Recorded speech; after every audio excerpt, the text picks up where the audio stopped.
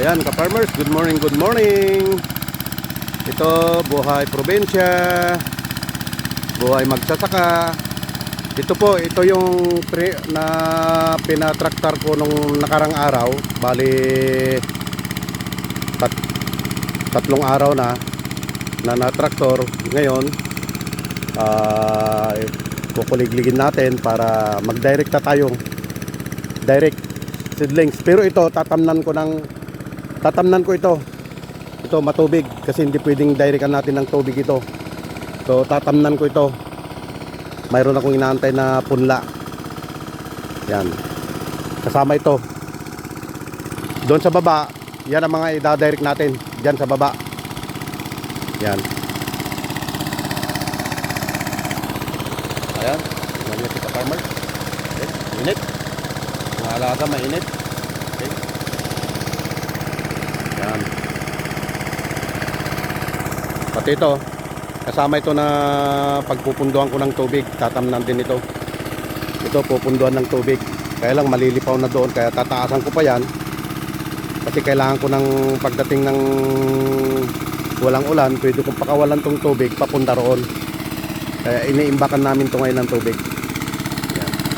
Kaso malalim na, napupuno na yung pandon. Ayan, nalimpya na yan. Tapos doon tayo sa kabila.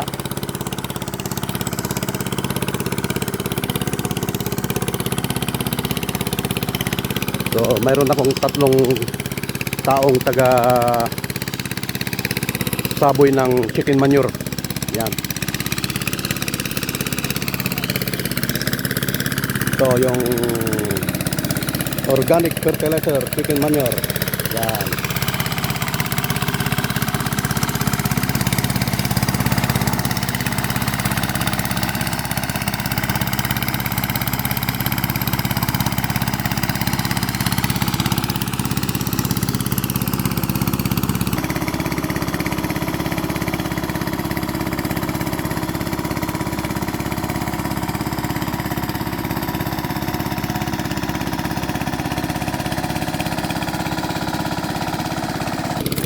Ayan, dadaanan ng tubig para mabilis pumunta roon.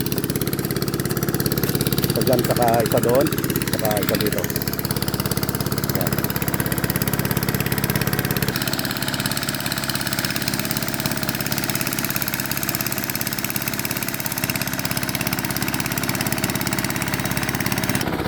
Ayan, nandito na sila sa kabilang pinitak. Hanggang doon sa baba ang lalagyan natin ng chicken manure. Yan po. Yan ang preparation ni Tito Rick TV sa kanyang pagpapalayan.